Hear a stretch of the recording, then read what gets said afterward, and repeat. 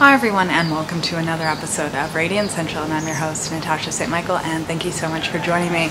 So today I want to talk about how to get your spouse to eat healthier. Recently I received an email from someone asking me if I can give some tips and suggestions because they're trying to get their spouse to eat healthier, and they're just coming across as nagging and controlling, and their spouse is not responding to them to eat healthier.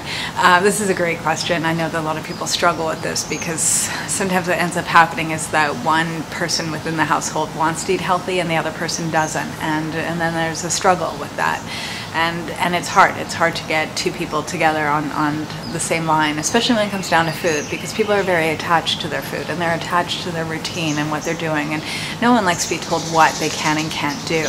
And so that's the first thing, is that the less you try and tell your spouse what they can and can't do, the more successful you're going to be. You know, it's about moving away from trying to control them or telling them what they're doing is wrong or right, and instead just moving in a more of a direction of giving them healthier options. So the first thing that I suggest is, if you're the one that's making the food at home, and if you're the one that's actually buying all the food and doing the grocery shopping, my suggestion is to start buying and preparing healthy food.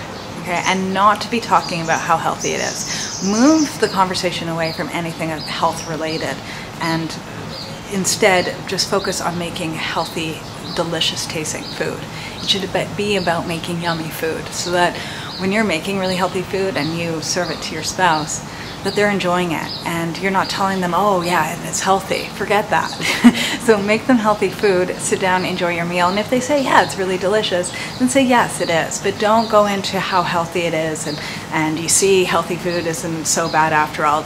Don't even go there, because that's usually when you sort of turn a meal sour. It's the moment you mention the H word, right? So it's about leaving healthy out of the equation. You know in the back of your mind it's a healthier option and that you made them a healthy, delicious meal, but they don't need to know that, especially if they're resistant to going on to a healthier diet. So it's about just kind of making them healthy, delicious food. That's number one. And also stocking your home with healthier options. It's perhaps even going to a health food store or somewhere that sells healthier snacks and stuff, and getting healthy snacks as well that they can grab and go without them having to reach for a candy bar or a bag of chips, but there's a healthier option instead. And sometimes it's about buying pre-made healthy snacks, or it's just about preparing something also at home as well. That's the first suggestion I have. The second one would be to sort of move the focus away from your spouse and focus more on your own health goals, and talking about that and seeing if they can support you.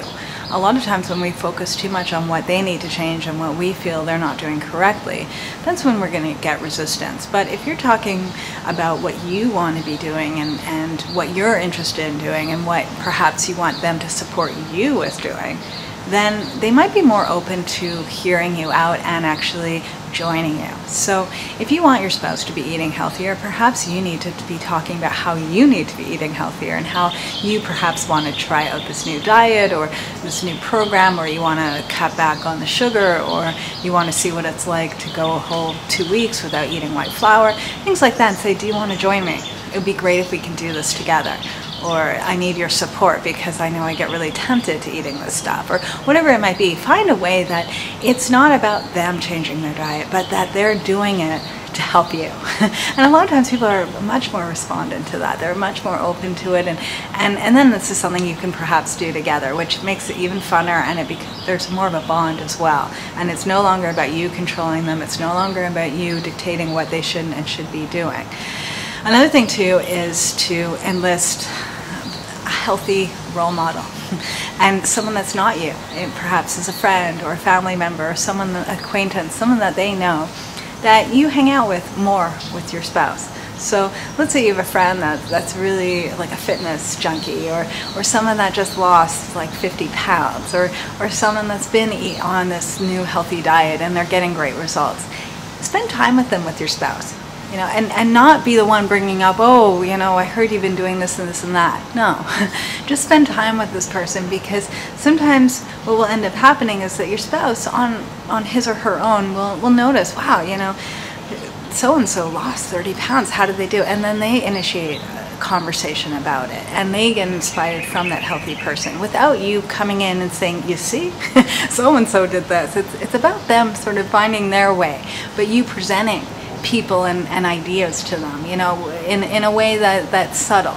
And so that too can help to inspire them. I know for many people I've worked with, like with coaching and stuff, and they want their husbands or their wives to be eating healthier and on the same boat with them, is that they've noticed that change doesn't come from them imposing the change. It comes usually from someone else. It usually comes from a friend or a family member that's doing something similar or doing something maybe a bit differently, but getting results, and that the husband or the wife responds more to that and is more inspired and encouraged by someone else's sort of journey or experience or results. And so it's not so much who's inspiring your husband or wife to make the changes, but it's more that they get inspired, and it's finding ways to get them inspired. So it might be hanging out more with a friend that's into the healthy lifestyle, or it might be going to see a speaker, or sharing a book or something, or just even talking about different people's own journey and how they got their results, and just having a conversation about it, as opposed to being like, so-and-so did this, you should try this. But it's more about, oh, I ran into so-and-so and they did this and that, isn't that cool? You know, and then let them take it from there. And another suggestion I have too is about what you're doing, and you doing what you're doing, and let them follow on. Trust that perhaps they might get inspired just from what you're doing, without you imposing it on them, without you talking about it, nothing, but just you doing what you're doing and being a sparkling example of a healthy lifestyle. I see a lot of times that this itself can be something that sort of gets a lot of spouses onto eating healthy. It's not so much what someone's telling them what to do or any of that, but them just seeing what you're doing, what's going on at home, and seeing your results, because they're around you day in and day out. And sometimes it's about you making those changes and you doing it on your own, and you being even quiet about that they have an open eye and they're watching. And then here and there, they start making adjustments on their own just from what you're doing. I can give an example of, with my husband, his most recent example of this is that recently he's been getting up at 5 in the morning to do his morning meditation and to do garden work and all sorts of stuff. And he's doing this while I'm sleeping, right? and every morning I wake up and he's so happy. You know, it's like a whole, like a new person. He's refreshed, he's happy, he's relaxed, and he's talking about how much he's enjoying that he's doing his morning meditation and all this stuff, but he's not telling me I need to be doing it too. But in the back of my mind, I'm thinking, I should try and be doing this too. I should try and get to bed a bit earlier so I can get up at 5 as well. And I'm not saying anything, but I'm taking all this in. And so that's something that I see too when it comes down to sort of influencing our spouses. It's not about us necessarily telling people what to do or trying to sort of plan out their life, but it's about just taking things on our own and hoping that at some point or another they just might join in. And you might be actually surprised to see how quickly they do actually join in, but it's about you taking those steps first. And then lastly, my last suggestion is to, if it's really bothering you about what their lifestyle is like and it's really just becoming a problem and becoming a source of stress for you, then sit your spouse down and tell them what's going on, but not in a way that you're telling them you need to be changing and you're doing this wrong and you can't be doing this anymore, but more about sharing with them how it's affecting you. You know, that it's stressing you out, it's making you upset, you're worried about their health. And talking where you're not pointing the finger at them, but you're just talking about how it's affecting you. And let them come up with their own solution. You know, that's another thing, is a lot of times as a spouse, we feel like perhaps we know what the best way is. And sometimes we have to allow other people to figure out what the best way is for them, because each person is different, and what works for one person or what works for you might be different for what works for your spouse or your loved ones. Okay, so those are my suggestions. Try it out. And I just want to remind everyone too that if you want to try and do a 7-day raw food challenge, the next one starts this coming Monday, October 13th. It's 7 days of being on a raw food diet. And when you sign up for the program, you get the full guidelines as to what to be eating every day for the 7 days, plus recipes. And there's also access to an online forum. I'm on the forum every day answering questions. It's a group program, so you get to connect with everyone doing the raw food challenge with you.